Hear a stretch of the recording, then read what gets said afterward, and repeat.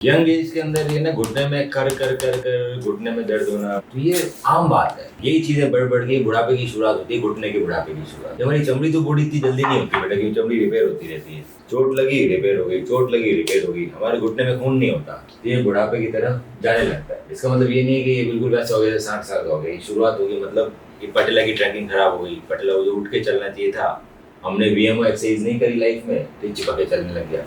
चिपक के चलने गया तो खर कुछ दिन तो चला, फिर खर करने लगे क्योंकि पीछे वाली काट ली थी इसकी। फिर चलते फिरते चोटें लगती रहती है। हमने इंजरी प्रिवेंशन एक्सरसाइजेस नहीं कर रखी घुटने की, क्योंकि नहीं करी। नॉर्मल जिम कर लेते हैं, रनिंग कर लेते हैं, इंजरी प्रिवेंशन नहीं करते, क्योंकि सिखाई नहीं किसी ने। तो एसीएल पे थोड़ा बहुत स्ट्रेन लग गया। अब यही चीज़ें धीरे धीरे बढ़ के हमारे घुटने को 60 साल में 50 साल में खराब कर दी। तो है ना, अभी all over world anti ageing बहुत ही मैसिव रूप से सामने आ रहा है। सब लोग चाह रहे हैं कि जवान हो जाएंगे। अभी ये स्टेम सेल ले रहा है, मेसेंटेनल सेल्स, सारे जॉइंट्स पे। क्यों ले रहा है? क्योंकि ये उसकी एज को रिवर्स करता है। ये रिवर्सल आता है खुद ही के बॉडी से। जो रिपेयर सेल्स होते हैं, स्टेम सेल्स होते हैं, मेसेंटेनल सेल्स होते हैं, प्लेटलेट होते हैं, ग्रोथ फैक्टर होते हैं, ये चीज़ें आपकी बॉडी को रिपेयर करते हैं। ये आपके घुटने में नहीं, पर ये आपके ब्लड में है, आपके फैट में है और आपके बोन मैरो में। 3 जगह।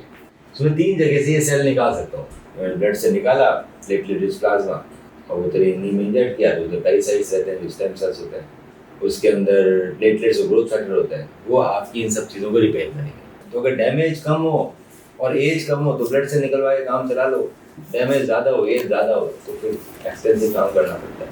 अब ये बात तो आ गई कि मैंने डैमेज तो रिवर्सल कर दिया, पर उसके बाद ही बहुत सारे डॉक्टर से रिजल्ट नहीं आ रहे इसमें। उसका रीज़न ये है कि डैमेज हुआ क्यों, उसका कारण पकड़ना ज़रूरी है।